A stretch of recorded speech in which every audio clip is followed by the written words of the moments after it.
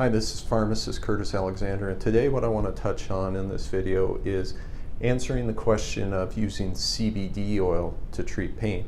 Now, if you had asked me a couple of years ago if this worked, I don't even know if I'd know what CBD oil was at that time, but in the last couple of years, with more states introducing marijuana as legal, CBD oil has become a lot more popular, to the point that I get questions monthly about CBD oil. I get feedback from patients regarding their use of CBD oil, and really there's people out there, and you're probably watching this to find out, does it work? Is it something I should try? And I'll try to answer that to the best of my ability in this video. So first and foremost, if somebody's considering CBD oil, one of the first points of confusion that come up is, what about, what's THC, CBD versus THC, and they're technically two different things. When you think of marijuana, you think of somebody getting high, and if that happens, it's the THC component, which is primarily in the buds or the flowers of the marijuana plant, versus CBD oil, which is primarily in the stems and the remainder of the plant, which is commonly referred to as hemp.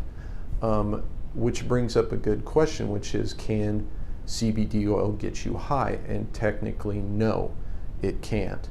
And I say technically because in some CBD preparations, there can be very low amounts of THC, but not enough to get you high. And the thing to remember is that in our bodies, we actually have receptors for CBD, THC, all these compounds in the marijuana plant. We have receptors for them, and they're tied into our central nervous system and pain receptors, that sort of thing. So it makes sense that some people get some results from CBD oil. Now, really the money question here is does CBD oil work? Is it effective to treat pain? There's a couple of things here. The first one is a knock against CBD oil, and that's because we really don't have any studies showing that it's effective. Not surprising because of the political, area surrounding marijuana right now. So there have been some animal studies that showed promise, but that's far from being proven. What interests me, though, is the feedback that I get from patients in the real world.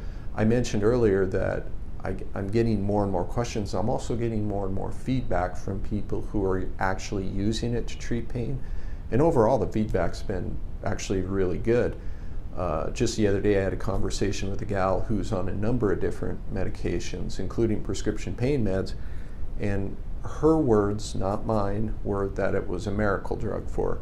Not everybody has said that. Some of the feedback has been like, yes, it does make a difference. It hasn't taken all the pain away. So in my bottom line, does it work? Yeah, I think there's promise. I don't think it's a miracle drug, but I do think if a family member came to me and said, would you recommend it? I would say, yeah, it's worth a shot. So that's where I stand on the effectiveness. So if you're going to take it, how do you take it? There's a number of different formulations, and what I would probably recommend is consider the type of pain you're having. What I mean by that is it an acute or an immediate pain, like, hey, I hit my knee in a game of basketball, or is it something chronic, like I have chronic back pain? If it's something acute, you may want to consider sublingual formulations, which go under the tongue, or even vaping. They do make CBD oil that you can vape, and the reason I would probably consider that for acute pain is it avoids being metabolized in your liver, which is called first pass metabolism. So if you vape CBD oil, it goes directly into your lungs and then into your bloodstream. It doesn't have to go into your liver. If it's chronic, I would probably go with an oral formulation, and the reason for that is, yes, it does go through your liver, but it tends to provide longer relief from the people that I've spoken with. There's a theory out there that CBD oil can be stored in the fat cells. I've read that in a number of different places. There's no evidence to support that, but something to consider. So I would consider the type of pain you're having and then go from there. Now, once you have your formulation pegged down, the next question is, what dose should you take? Now, what I recommend for people is LMED, which is lowest minimum effective dose. Start as low as you can, get some relief, and then go from there. Just because you see that maybe a friend of yours has said, oh, I take 20 milligrams and BID is Latin for twice a day. I take 20 milligrams twice a day. I still wouldn't recommend you to start out there. Maybe start at 10 milligrams twice a day. See how you do. You're going to be different than somebody else. With that being said, there have been cases of people taking up to 1,800 milligrams of CBD oil a day without any side effects. So I don't think it's dangerous. I would still recommend starting out as low as possible, moving up from there.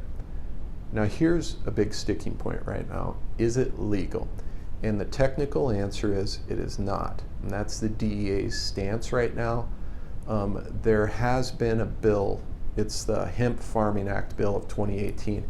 As I'm making this video, it has been introduced to the House of Representatives, and there it sits. I don't know if it'll pass. If it does pass, it will make hemp legal. So the bottom line is, technically, no, it's not legal. Is it being sold? Yeah, it's sold all over the place. If you're in a state where marijuana is legal, you can get CBD oil and pet food in your coffee if you want.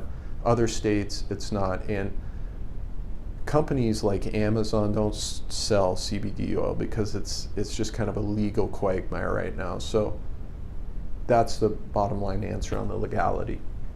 Another question I get is, how does it compare to prescription pain meds? No studies at this point. Again, I just lean back on what patients have told me. It compares favorably to pain meds that are prescription only. So I'll leave you with that.